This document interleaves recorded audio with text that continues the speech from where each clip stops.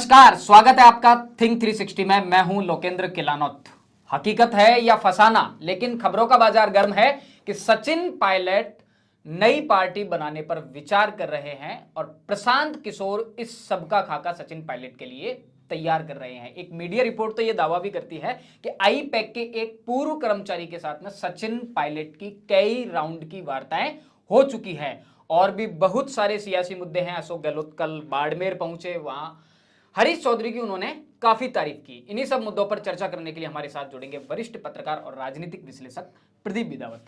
प्रदीप जी, सुबह से राजस्थान के मीडिया में खबरों का बाजार पूरी तरह से गर्म है कि अभी बात बनी नहीं है। सचिन पायलट लगातार सर्वे का एनालिसिस कर रहे हैं।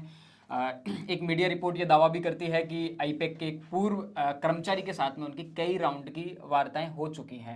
प्रशांत किशोर उनका ये खाका तैयार कर रहे हैं। तमाम तरह की ऐसी देखिए ये जैसे कई लोग कह रहे थे समझौता हुआ है। जब युद्ध होता है ना तो उसमें एक संधि होती है समझौता की भी, और उसमें कुछ शर्तें होती हैं। तो शर्तें जब तक तय नहीं हो तब तक कोई समझौता संधि मुकम्मल नहीं है, शर्तें लागू। ठीक है। उससे पहले की एक अवस्था है, वो अवस्था आलाकमान ने सचिन पायलट और अशोक गहलोत के बीच में तय की। उसे बोलते हैं सीज फायर। अभी और उसमें दोनों व्हाइट झंडे लग जाते हैं और कोई किसी के खिलाफ बयानबाजी नहीं करेगा। सीज फायर, ये बयानबाजी का जो सीज फायर है वो बिल्कुल है। वो अभी तक थमा हुआ है कि केंद्र जो फैसला करेगा वो मान्य होगा।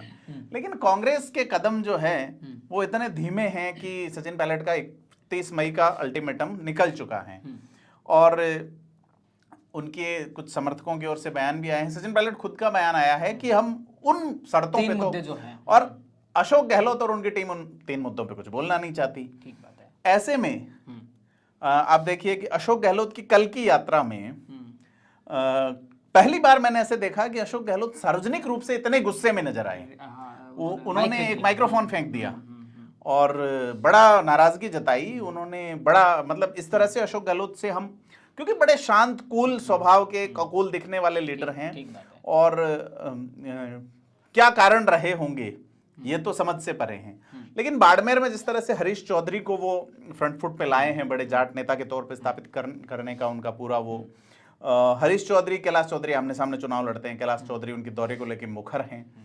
तो ये, लेकिन इन सब के बीच में हेमाराम चौधरी कहीं कहीं किनारे किए जा रहे हैं। अब बात आपने पूछी कि पायलट जो है वो आईपैक के साथ में, तो देखिए जब तक सचिन पायलट नहीं कहेंगे तब तक ऑफिशियल तो नहीं माना जाएगा। लेकिन ये हकीकत है कि कुछ नया पक रहा है। 11 जून को लेके अपन कल भी डिस्कस कर चुके कि इस तारीख को कुछ फैसला आ सकता है। ठीक बात है। ऐसे में राहुल गांधी जो वहां गए हुए हैं, अमेरिका गए हुए हैं, उनके लौटने से पहले ये हो जाएगा या बाद में होगा, कुछ अभी तक अपने अपने स्तर पे सभी कयास ही लगा रहे हैं। लेकिन दिल्ली की मीडिया में ये चर्चाएं आम हैं कि सचिन पायलट जो है वो नहीं, एक मीडिया रिपोर्ट इस बात की पुष्टि कर रही है। अब से पहले तो ये था कि सचिन पायलट की पीके के साथ में मीटिंग हुई है या नहीं। हम लगातार कहते आए हैं कि पीके जब ये कह रहे हैं कि राजस्थान में बदलाव करना है, युवा जुड़े, ये वेरी फर्स्ट 1 महीने से मैं कह रहा हूं, खास करके आप अगर पुराने अपने विश्लेषण लगातार विश्लेषण में हम इस बात को हाँ, अगर वो बदलाव की बात कर रहे हैं, सचिन पायलट की सभा में पीले झंडे का इस्तेमाल हो रहा है, तो चीजें समझिए। राजनीति बात तो ये भी है कि जनसंघर्ष यात्रा का जो पूरा डिजाइन है वो आईपैक ने सचिन पायलट को बना के दिया है। ये सारी जो चीजें हैं ऐसे दावे हैं, बट वो जो डिजाइन है जिसमें भगत सिंह का फोटो है, कांग्रेस भगत सिंह का फोटो नहीं लगाती। कांग्रेस इवन सुभाष चंद्र बोस का नहीं लगाती, जो उनके निर्वाचित अध्यक्ष रहे हैं 2 बार। तो ये क्लियर है कि लाइन और यात्रा किस दिशा में जाने वाली है। राजस्थान में तीसरे मोर्चे की आवश्यकता थी निश्चित तौर पे एक प्रभावी, और उसे सचिन पायलट पूरा करेंगे। इवन 18 जून को बताया जा रहा है आम आदमी पार्टी गंगानगर हनुमानगढ़ के रास्ते से राजस्थान में प्रवेश करेगी। उन्होंने पानी रिलीज किया है भगवंत मान ने। आज चूंकि अपन पंजाब का जिक्र छेड़ चुके हैं, तो पंजाब में आज चरणजीत सिंह चन्नी ने एक बड़ा गजब का रिसर्च किया है और मीडिया में है। चन्नी ने कहा है साहब कि कांग्रेस जो है उसमें जो लोग जो मतलब वरिष्ठ लोग जो है वो नयों को आने नहीं देना चाहते। तो अब तो पीएचडी रिसर्च भी आ गया। कांग्रेस किसका वेट कर रही है? तो दिल्ली के मीडिया में एक और खबर है कि प्रियंका गांधी ने अपने आप को इन सबसे अलग कर लिया है। राहुल गांधी अमेरिका हैं, प्रियंका गांधी ने जो कमिटमेंट सचिन पायलट को किया था उसकी जब अनदेखी हुई तो प्रियंका गांधी ने अब अपने आप को दूर कर लिया है। तो बात यह है कि सचिन पायलट अपनी बात पहुंचाए कहां तक और किसके पास पहुंचाए, उनकी सुनने देखिए, वाला इसमें कौन दो तीन है? स्थितियां बनती हैं कि एक अवसर ये बनता है, अशोक गहलोत की स्थिति पिछले 2-3 महीने में ठीक हुई है, बीजेपी में जो बदलाव हुए उसके बाद में बीजेपी उन बदलावों के साथ उतनी प्रभावी तरीके से आगे नहीं बढ़ी है। निश्चित तौर पे ये मानना ही होगा बीजेपी को। जी जी। अशोक गहलोत की सीटें जब ये कहा जा रहा था कि एक फॉर्च्यूनर में सिमट जाएगी, उससे आज बिल्कुल उलट स्थिति है।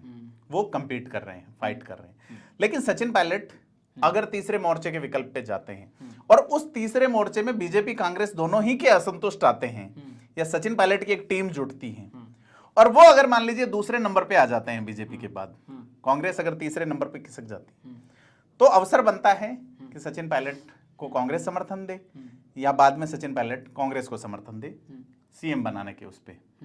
तो कई सारे, वो खैर बाद की बातें हैं, लेकिन अब राजस्थान का चुनाव जो है, अगर पायलट पार्टी बनाते हैं, पायलट तीसरे मोर्चे का विकल्प राजस्थान की जनता को देते हैं, तो ये निश्चित तौर पर एक बड़ा अलग तरह का चुनाव होगा। और ये चुनाव जो है वो देश में, खास करके उत्तरी भारत में जहां तीसरा मोर्चा अब इतना प्रभावी नहीं रहा है, एक नई उम्मीद जो है वो खड़ी करेगा। नेतृत्व की बात आ रही है कि नेतृत्व के संकट से दोनों पार्टियां जूझ रही हैं, चाहे कांग्रेस की बात हो चाहे भाजपा की बात हो। भाजपा में हालांकि ठीक है, माना ये जाता है कि वसुंधरा राजे बड़ी छत्रा पे हैं, बड़ी छत्रा पे। कर्नाटक चुनाव, अगर कर्नाटक में बीजेपी की यह हालत नहीं होती तो बताया जा रहा है कि अब तक वसुंधरा राजे को पूरी तरह से साइडलाइन कर दिया जाता, लेकिन कर्नाटक चुनाव के बाद में एक थोड़ा सा स्पेस जिसे दो तरह का संकट है, एक तो नेतृत्व से संकट है एक पार्टी को तो, और दूसरी में नेतृत्व का संकट है। तो संकट दोनों ही जगह है, तो इसको देखना होगा पार्टियों को। सचिन पायलट अशोक गहलोत की राइवलरी खत्म नहीं हो पाई। आप जैसा बता रहे, कर्नाटक में ऐसा है, हिमाचल में देखने को मिला, पंजाब में देखने को मिला। तो आप निश्चित तौर पे ये मानिए कि जनता जो है वो एक चेहरे पे कैसे मुहर लगा दे, जो चेहरा यहाँ पे सीएम फेस होगा या नहीं होगा।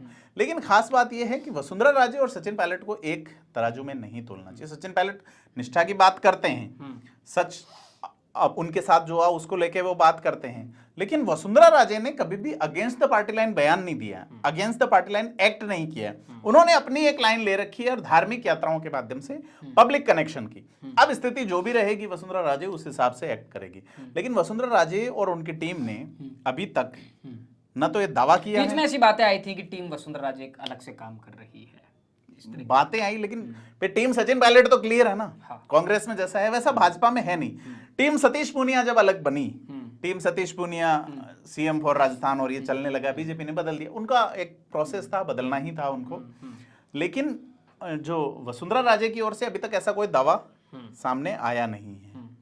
और रही बात, जैसे बीजेपी के कई लोगों से चर्चा हुई, तो उनका ये कहना है कि प्रोग्राम का डिजाइन है पूरा, प्रधानमंत्री नरेंद्र मोदी का जो कार्यक्रम है उसमें राष्ट्रीय स्तर के जो नेता हैं उनके स्पीचेस नहीं रखे गए।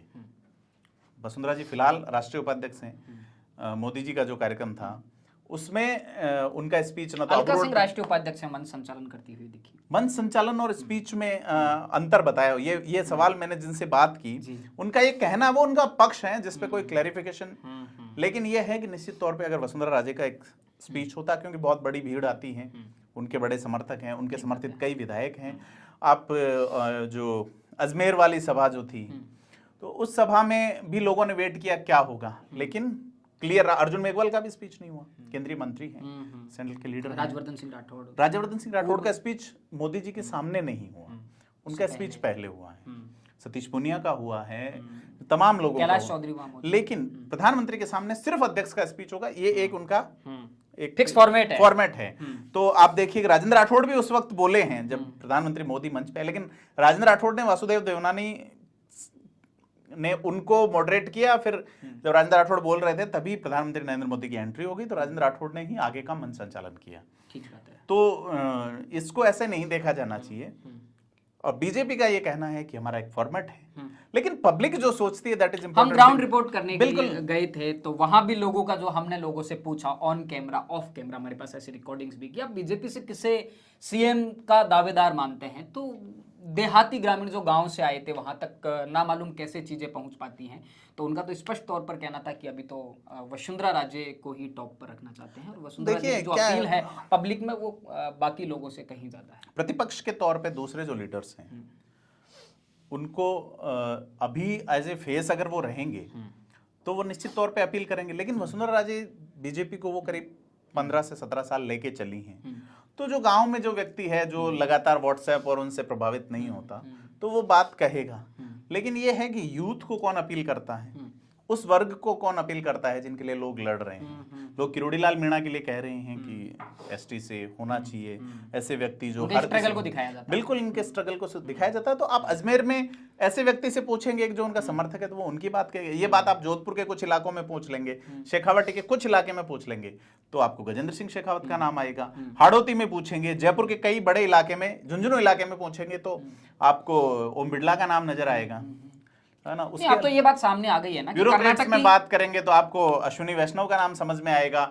आप जो विचारक या जो विश्लेषण करने वाले लोग हैं उन पे अश्विनी वैष्णव पे लोग दांव लगा रहे हैं। उसके अलावा आप शेखावाटी, चोरू वगैरह, राजेंद्र राठौड़ का नाम बड़े पैमाने पे तो ओम बिड़ला भारी दिखते हैं। बिल्कुल, राजेंद्र राठौड़ चूंकि प्रतिपक्ष नेता बनाए जाने के नाते और सीपी जोशी प्रदेश अध्यक्ष होने के नाते स्वाभाविक तौर पे दावे में है। आपको क्या लगता है कर्नाटक चुनाव के बाद में वसुंधरा राजे के लिए यहाँ पर स्पेस देखा जा रहा है? येदियुरप्पा एक बहुत बड़ा सबक है। मीडिया तो ये मानता ही है कि येदियुरप्पा को कर्नाटक में बीजेपी के द्वारा साइडलाइन करना एक बहुत बड़ा नुकसान हुआ है जी। केंद्रीय नेतृत्व। बीजेपी ये गलती नहीं करेगी।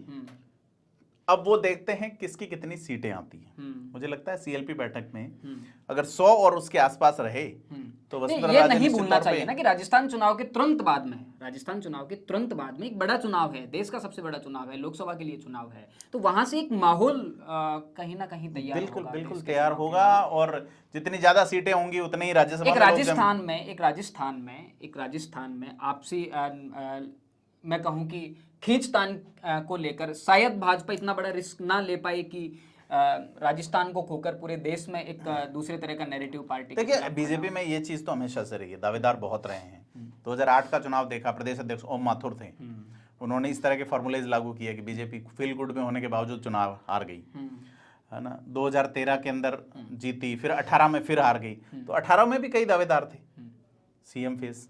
तो ये तो हमेशा रहता है कि कितने दावेदार हैं, कौन कौन प्रयास कर रहे हैं। सभी चाहते, घनश्याम तिवारी चाहते थे कि मैं मुख्यमंत्री बनूं, जो तमाम बड़े लीडर्स हैं। स्थितियां तो बदली हैं। आपको नहीं लगता कि बीते 3-4 चुनाव के बाद में वसुंधरा राजे का जो कैंपेन करने का जो एक तरीका है वो है कि उससे पहले वो एक माहौल बना लेती हैं, वो यात्राओं के जरिए उनकी स्वराज संकल्प यात्रा इस बार उन्होंने धार्मिक वाला वो, लेकिन वो पार्टी के सिंबल पर नहीं हो पाया। तो ये तो आप मानेंगे कि वसुंधरा राजे के लिए स्थितियां तो बहुत ज्यादा बदली हैं और वो उतना फ्री। लेकिन वसुंधरा राजे ने जो बड़ी चीज एक कायम रखी है, अपना स्पेस बनाए रखा है।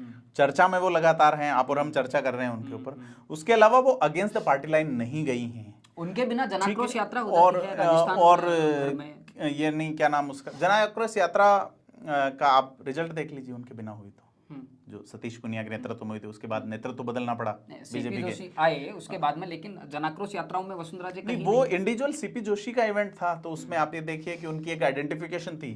तो वसुंधरा राजे ने अभी तक ये मुद्दा छोड़ा भी नहीं है कि वो सीएम नहीं होंगी, लेकिन उन्होंने अभी खुले तौर पे ना तो बगावत किया ना दावा किया। जैसे मैं इसको ऐसे देख रहा हूं, सचिन पायलट और वसुंधरा राजे दोनों को अगर देखा जाए एज ए विकल्प के तौर पे कि अशोक गहलोत का विकल्प क्या सचिन पायलट हो सकता है, या केंद्र सरकार द्वारा निर्धारित किए जाने वाले किसी सीएम फेस का विकल्प वसुंधरा राजे हो सकते हैं। इस कंटेक्स्ट में आज अपन बात कर रहे हैं, तो उसमें वसुंधरा राजे और सचिन पायलट में सीधे तौर पे ये अंतर है, एक बड़ा अंतर है। अब एक लेटर भी वायरल हो रहा है सोशल मीडिया पे कि राजस्थान सहित 5 प्रदेशों के चुनाव की घोषणा कर दी गई है। 14 जनवरी का जो दिन है राजस्थान में चुनाव होने वाले हैं। नहीं, ये लेटर जो है इसको लोग मिसलीड कर रहे हैं। मैंने पत्र पढ़ा है जी। इस पत्र में 14 जनवरी की तारीख है, लेकिन 14 जनवरी चुनाव की तारीख नहीं है, तो दिसंबर में सरकार का पूरा हो रहा है। तो 2 बॉडीज हैं, एक तो है लेजिस्लेशन यानी कि एमएलए चुन के विधानसभा बनना, और एक है कार्यपालिका। कार्यपालिका मतलब सरकार जिसमें आती है।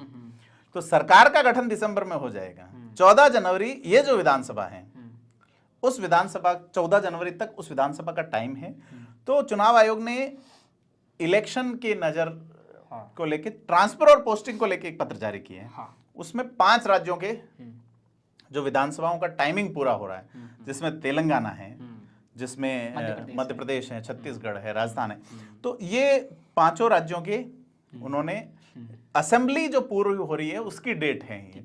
लेकिन ट्रांसफर पोस्टिंग और उसको लेके भी होम डिस्ट्रिक्ट में नहीं लगा होना चाहिए, कई सारे रूल्स उस पत्र में। लोग ये कह रहे हैं कि साहब अब जनवरी में चुनाव होंगे, जबकि ऐसा नहीं है, चुनाव दिसंबर में ही होंगे राजस्थान में। उस पत्र को पढ़ते हैं तो उसमें कहीं इलेक्शन को लेके नहीं कहा गया कि इलेक्शन इस तारीख। उन्होंने असेंबली का जो टाइमिंग है 14 जनवरी की तारीख है, उससे पहले विधानसभा का गठन हो जाना है। जो विधायक दिसंबर में जीत के आएंगे, पहला सत्र आहूत हो जाना है 14 जनवरी से पहले, उन विधायकों का शपथ ग्रहण हो जाना है, अध्यक्ष का चुनाव कर लिया जाना है। ये तमाम चीजें के लिए वो डेट है। गलत जानकारी कहीं ना कहीं लोग, हाँ, लोग उसको मिस इंटरप्रेट कर रहे हैं, लेकिन चुनाव को लेके वो नहीं है। वो विधानसभा के जो अगला जो विधानसभा बनेगी उसके निर्माण को लेके हैं 15-16 विधानसभा। बहुत सारे मुद्दों पर आज चर्चा की। कल एक बार फिर आपके साथ में चर्चा पर जुड़ेंगे। राजस्थान के मुद्दे होंगे, राजस्थान की सियासत के मौसम पर चर्चा करेंगे। राजस्थान से जुड़े तमाम मुद्दों को जानने और समझने के लिए जुड़े रहिए थिंक 360 के साथ। धन्यवाद।